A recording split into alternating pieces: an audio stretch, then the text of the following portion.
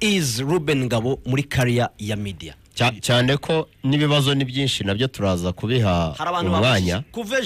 kuvejo afishi gisohoka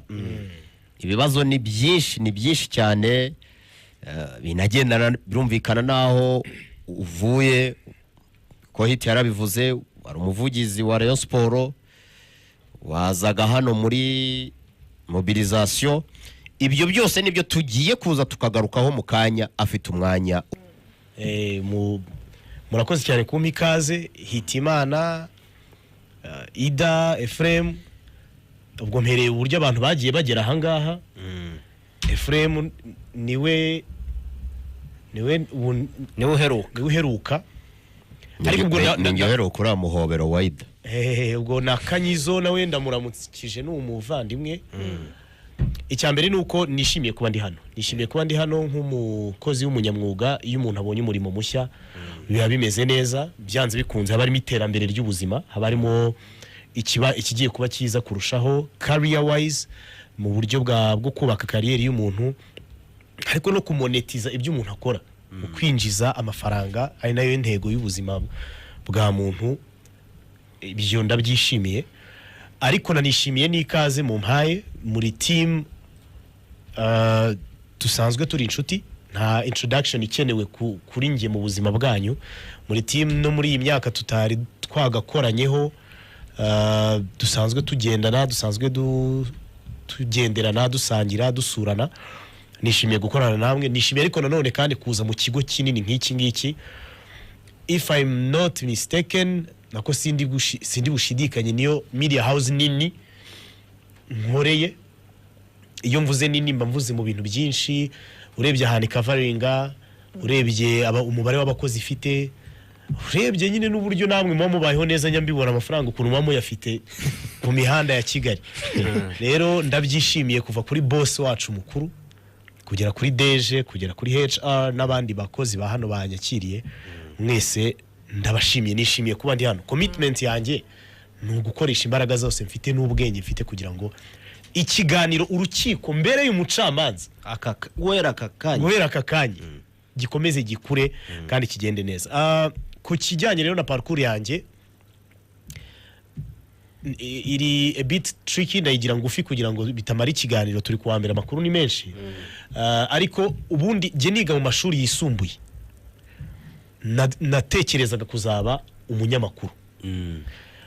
ariko background aho umuryango nakuriyemo aho nakuriye bo ntabwo ariko babibonaga ni bisanzwe ababyeyi benshi bo mu Rwanda muzi uburyo wasangaga umubyeyi akubwira ngo uzaba umuganga uzaba umwenjeniyeri uzaba iki ariko je nkumva nshaka kuba umunyamakuru ku buryo ibyo nagiye kwiga muri cycle supérieur si byo nashakaga ariko umuryango wanjye ari byo washakaga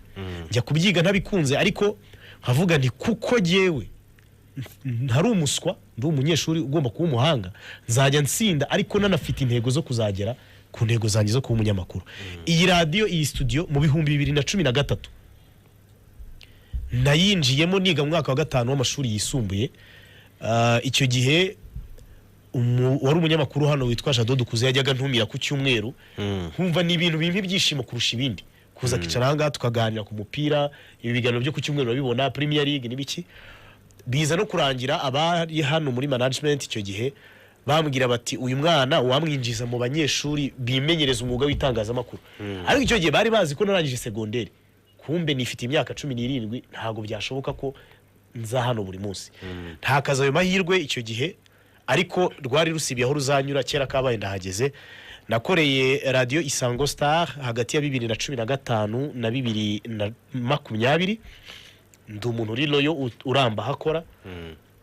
usibye ko icyo gihe nabibangikanyaga no kuba umunyamakuru wandika hagati ya 2015 na 2018 nakoreraga ikinyamakuru cyitwa Umuseke 2018 kugera 2020 nakoreraga ikinyamakuru cyitwa Igihe nyuma yaho njya kuri radio na TV1 2020 icyo gihe byo gukora ahantu habiri hatandukanye ndabihuza njya mu kazi kamwe radio na TV1 nahakoze 2020 kugera 2023 njya gukora muri Rayon Sport nk'umuntu ushinzwe itangazamakuru itumanaho n'ubuvugizi bw'umuryango wa Rayon Sport nishimiye rero aka kanya kuba ndi muri Radio 10 umunyamakuru wa sport nkaba n'umucamanza mu rukiko ako kantu k'ubucamanza niko kantu nabanje kugorwa no kumva uburyo ndi umucamanza ariko ndaje tuzice rero abantu bamenye ko impaka zigiye gucika ngaha tugiye gukora ikiganiro. Iyo wageze hano uba wageze mu rukiko uba uri umucamanza cyane rwose. Ibibazo subwo biracyahari. Hari abantu bakomeje kugenda ejo baratubaje ariko n'uyu munsi babibajije. Sinzi niba hari icyo n'ubu bari kubibaza. Se bati Ngabo kwaje kuri Radio DC arabifatanya n'akazi ko kuvugira Rayon Sport. Ese Ngabo yacitse Rayon Sport. Ese Ngabo ibyo bintu sinzi genda kuba sindi gutegeka ngo ugire icyo bivugaho. Ndakubaza niba ufite icyo kubivugaho. Urabivugaho? Ndabisobanura ndi umukozi wa Radio 10 na TV10 wasinye amasezerano y'akazi nk'umunyamakuru. Yes. Bidakuyeho ko no muri Rayon Sport aho maze iyi myaka amezi 20 imyaka 2 hafi naho nari umukozi w'umunyamwuga. Sindi umukozi ukora ibyo akora kubera amarangamutima. Ndi umukozi ukora ibyo akora kuko mbishoboye, kuko mbikunze, kuko ari akazi. Rero mu kwaguka tuba turimo tugenda tunakura. Mu kwaguka uyu munsi ndi umunyamakuru wa Radio 10 na TV10 yewe kandi na Rayon Sport ibijyanye n'ibyo nayifasha bibyara amafaranga by'umwuga nayo nayibifasha. Gusa bidakuyeho ko igihe nzajya mbanice kuri izi mikoro abantu ntibazanyumve nk'umufana. Sinzajya nkora akazi k'abafana. Sinzaba nje hano mu gushyashyariza no kubeshya cyangwa mu buvugizi. Ibigenda tuzabiganira, ibitagenda tuzabikebura, tuzakora akazi kacu nk'umwuga uko bikwiriye. Niyo promesse naha abadukurikiye kuri Radio 10 na TV10 kandi ntekereza ko n'abakunzi ba Rayon Sport baba bakeneye ko bamenye amakuru yabo y'ikipe yabo. Ubwo bivuga ngo ariko aho bigiye gusa nk'ibitandukaniye. Ubu n'amakuru ya APR nzajya nyatunga mitoroshi menye uko bimeze. Naya Etenseri amakuru ya AS Kigali, amakuru ya Muhazi. Kandi bitari ukuvuga ngo kuko banyumvaga nkora muri Rayon Sport ngo nzajya mvuga amakuru mabi ya APR gusa. Ngo nzajya nyisebya nyivuga nabi. Oya, nge ndi umukozi w'umunyamwuga ukora akazi nahawe kandi nkagakora neza kugira ngo amafaranga uko kuntu mbona ida amaze gutera imbere afite amafaranga menshi. Nanjye ngiri kirenge muke ubundi nyuma y'imyaka nasinye deja zanarebe hagati muri iyo myaka avuga ati uyu mwana w'umuhungu reka mwongere handi 500 ndabona utangiye kongeresha none reka mwongere handi nka miliyoni cyangwa 500 magara ngahe bitewe n'akazi nzaba nakoze. Navuga ni I'm fully committed kandi nishimiye kuba ndi hano. Yego njyanga abakunzi ba Rayon Sport barasubijwe ndetse n'undi wese wifuzaga kumenya ibijyanye n'ayo makuru njyango barasubijwe icyo avuze nkuyemo. Ngabo ni umunyamakuru wa Radio 10 na TV10 kandi witeguye gukora kinyamwuga cyane, ibindi pembeni bikaza ku ruhande. Aka kanya mubone Ngabo Robin nk'umunyamakuru wa Radio 10 ndetse na TV10 singaragare mu ishusho ya Rayon Sport ngo ningira na comment runaka, analyse runaka ukora ku ngingo runaka abantu bavuga ngo ni wa muntu wo muri Rayon Sport. Oya, ahangaha n'umwuga tuje gukora uko ukorwa twarawize kuko nyuma nabikubwiye ko muri secondaire ntabyize ariko ngeze muri kaminuza narabyize. Nagiye muri IPRC ya Kigali niga ikintu bita digital media production. Ibi bintu ubona aba bagabo bari gukora kugira ngo aya mashusho n'amagrafike n'ibiki byose bigere kubadukurikiye nibyo nize muri kaminuza. Ariko muri ibyo bintu bigishamo n'ikintu bita ethique na deontologie kuko burya n'umukameraman abagomba kugira neutrality, abagomba kugira uburyo asobanura ibintu mu buryo bw'amashusho ariko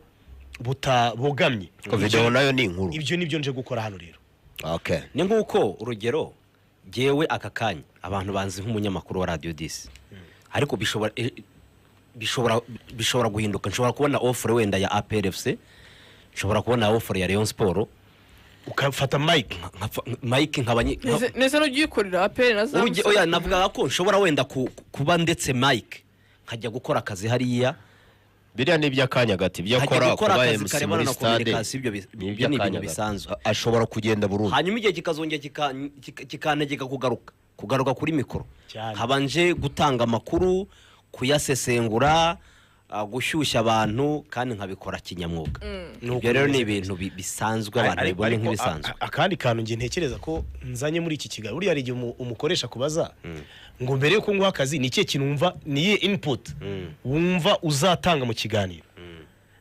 njye nzabashyiramo n'akantu k'aga spice n'aka vibe muri iki kiganiro we frame ubona ko ari umuntu wize seminari unakuzemo ko isara karasi uri buto aya none se nikomeze ndabizi nikomeze Hitimana akaba ari umuyobozi wa radio ukora ibintu byinshi biri ku murongo cyane twe tuzajya dushyiramo n'utuntu tugomba gutuma tunaseka rimwe na rimwe tuka spice we nayida njye nayida ariko n'amakuru y'indani gucukumbura amakuru yo mu ma equipe yo mu ma federation kumenya ama issues ahari tukayatangaza ibyo ni bimwe mu byo numva mwari musanzwe mukora nje kongeramo agatege kugira ngo tubikore neza kurusha. Yego ubwo rero twahamaje guhangabo ikaze ndumva ni mu cyerekezo cy'iki kigo 2030 cy'iki kigo gahunda ya urumva ko ngabo yaje yize banganirije urumva yaje banganirije cyane ngo yaze cyane niyo mu kwa gatatu yamenye icyo iyo mu kwa 13 ubwo hari na mugenzi wacu bazanye Jire ntaho batuye ese umukino wawe ni uwo umukino wawe prefere umukino wanjye prefere wo kureba se cyangwa wo gukina wo gukina ntawo oya ari amakarita gihe anyways oya ntago ndi umuntu w'umuhanga mu gukina ndi umuhanga mu kureba imikino no kuyiganiraho ariko Jire waruvuze we ni volleyball ndakina ntaho batuye umupaseri mwiza cyane wo muri Cristero igihe cyaba Alexis Nkuranga yari umupaseri mwiza cyane muri Cristero nawe rero twamuhaye ikaze muri newsroom we ntabwo ari mu rukiko ariko ubwo murazanye ni muri cya cyerekezo cyo kuyobora cya radio and TV 10 kuyobora abandi ubundi we lead others follow ako kantu nzishimira cyane kujya nkumva kuri radio nkoraho kankomaga byatari kuburi nk'ahantu ugiye kujya mu kiganiro cyawe watega amatwi indi radio ukumva barashyizemo akantu kavuga ngo we lead others follow ubwo nukuvuga ngo you are the one who's following ibi bintu rero nanjye ndinjiye mu ba leaders we going to be leading hanyuma abandi bagakurikira. Jire nawe twarakoranye twinjiriye rimwe muri iki kigo Jire twarakoranye ku yindi radio rero ikipe ifite ikigo gifite volleyball atahita tujya muri Askoki kiyangaje ikigo gifite volleyball ya Deje nako ya HR na Jire gusa abantu babiri na Jire Efrem Sanayizi yashwe arayizi ntabwo arambona yize ku reporting ntabwo arambona nyine niwo mukino wanjye uzikoze nka Mamba muri weekend urebe icyo bari gukora namubonye ari gukina ngiye oya Mamba narahacitse ngaho gukubita ikirukanywa oya Mamba narahacitse dufite Iberi volleyball yacu irakomeye iri hejuru cyane Abdullah aya wikora amakosa yego ubwo sisi twamaje guhanga Robert karibu rero wiyumve nk'uri mu rugo n'ubundi waruhamenyereye nta cyiza nko gukorana wa mugani n'umuntu muba mwiyumvanamo musanzwe musangira ubuzima busanzwe muri inshuti nta kibi burya nko kujya mu kazi